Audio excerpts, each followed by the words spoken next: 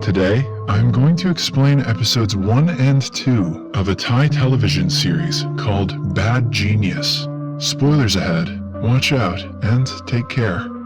The first scene shows us the final round of a junior high school Scrabble competition. A girl named Lynn is competing against Sorowis from a rival school. Lynn's father, Veet, and the school's principal of a prestigious school are in the audience watching the game. The principal promises to admit Lynn to her school with a full scholarship if she wins the match. Her competitor, Sorowis, seems to be struggling in the last round, so he deliberately drops an eraser. His mentor picks it up and gives it back to him. Lynn notices that the man changes the eraser with one that has the answers written on it.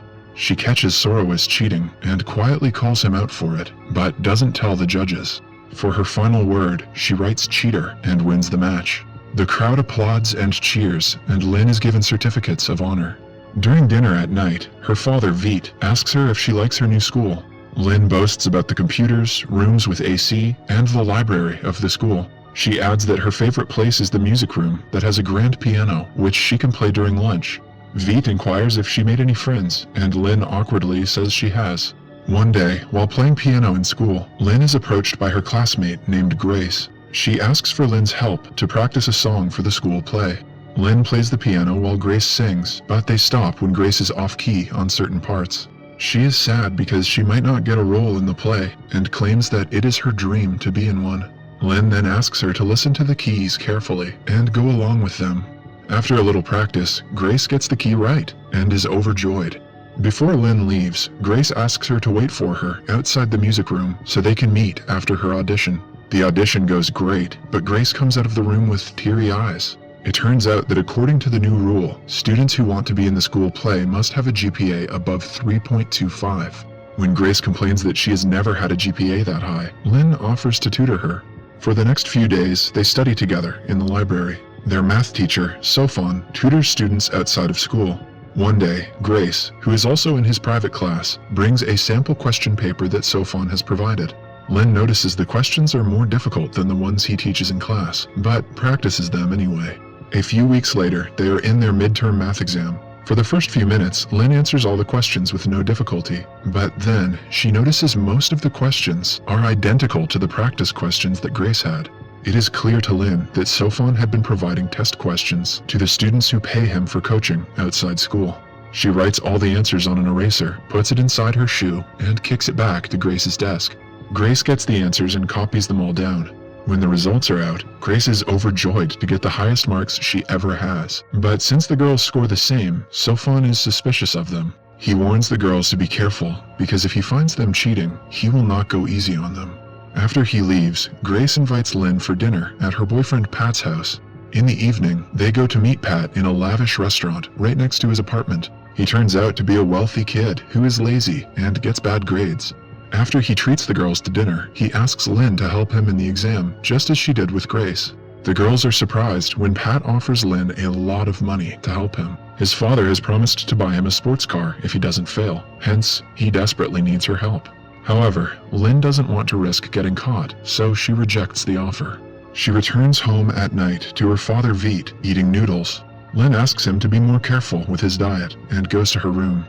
A while later, she hears him talk to someone on the phone about a loan. Lynn confronts him about this and finds out that he has borrowed money from his brother to pay for Lynn's tuition.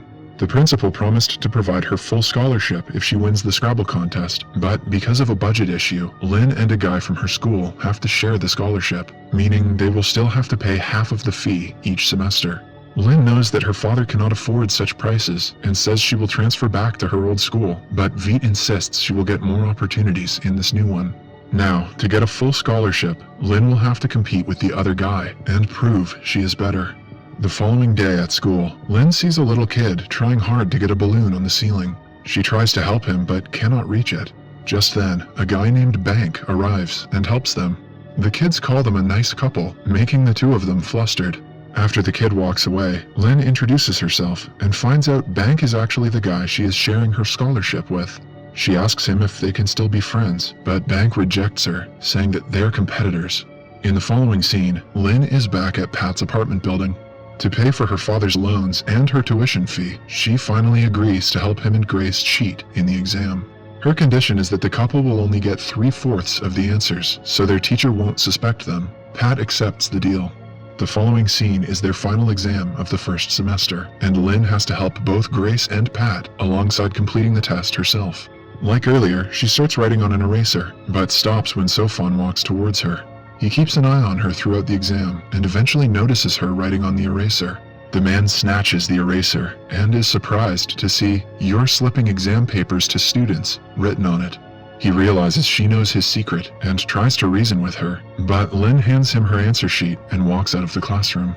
Sophon asks the others to continue, and follows Lynn. Lynn remains adamant about telling the principal, as Sophon tries to convince her otherwise. He even threatens to tell the principal that she let Grace cheat from her paper, but Lynn fires back, saying that Grace got good grades because of his tuition classes.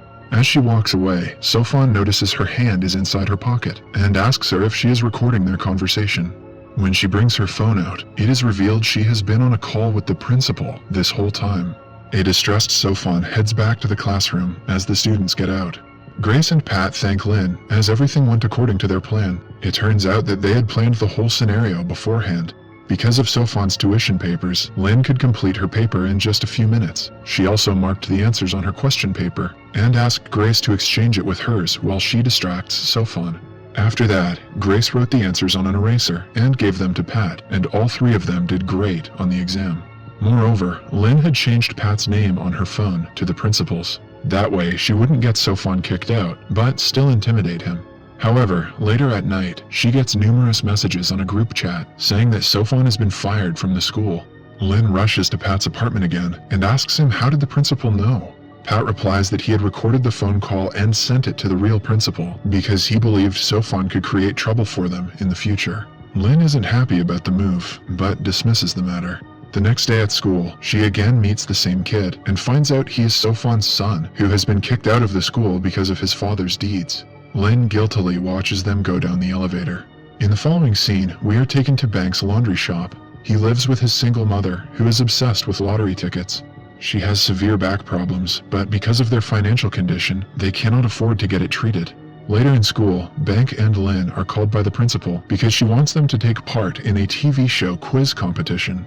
Neither of them are willing to partner up, but the principal convinces them by declaring that this competition will decide who is going to get the next term scholarship among the two.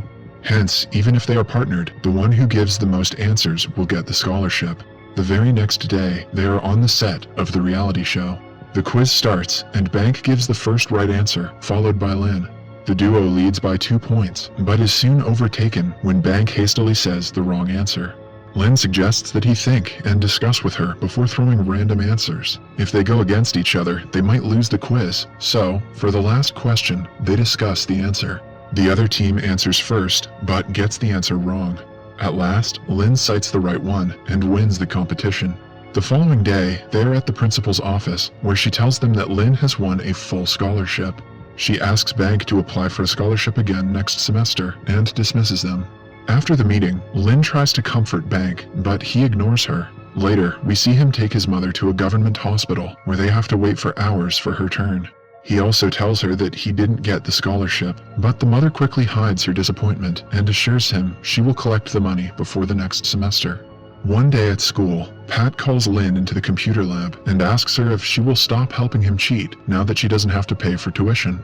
He laughs at her when the girl says she doesn't need his money anymore. According to Pat, the school will still take fees for extracurricular activities that she probably doesn't know about. Lynn doesn't react, but realizes he might be telling the truth. So, when she returns home, she goes through her father's drawer and sees that he has paid the school a total of 200,000 baht as a maintenance fee. This makes her realize that full scholarship is just a publicity stunt for the school, and they still make money from all their students. Lynn quickly calls Pat and asks if there are more people willing to pay her like him. The following day, Pat arranges a meeting with Lynn, Grace, and his rich friends, who all need Lynn's help. She asks all of them for 30,000 baht to help them cheat for 1 semester. They will have to pay Pat, who will in turn give the money to Lynn, so there is no proof of payment. But since there are many people, passing answers on erasers would be too risky. Hence, Lynn comes out with another plan. She remembers there is a clock on the front wall that is visible to everyone. She declares that the minute hand on the wall is the number of the question they are on. Similarly, since the questions are multiple choice, they will have 4 options. The second hand on the clock will be the answer, so if the answer is letter A, Lynn will raise her hand when the second hand reaches 1. If the answer is B, she will raise her hand when it reaches 2, and so on. The exam will be held for 2 hours, and there will be 60 questions in total, which means Lynn will have to complete hers in an hour, and dedicate the next hour to help the others. The test goes exactly as they had planned. But midway, Bank, who is sitting right next to Lynn, asks her to stop moving so much because he cannot concentrate. Suddenly, he drops a piece of paper on the floor that the teacher sees. She takes the paper from him, believing it is a cheat, but it turns out to be the list of customers' addresses from his laundry. She then urges him to bring everything out of his pockets, but a tired Bank accidentally pukes on his paper. Everyone in the class laughs at him as he rushes to the washroom. In the evening, Lynn goes to Bank's home, telling him that she doesn't need the scholarship anymore, so she is giving it back to him. A surprised Bank asks her why, but Lynn hides the fact that she earned enough money from helping her friends cheat. Instead, she says that her father won the lottery. Bank happily offers to do her laundry for free as a thank you gift. He then tags along to take her home by bus. The episode ends as he says he wants to be friends with Lynn. Subscribe for more videos like this, turn on the notifications, and leave a like to help the channel out. Thank you for watching.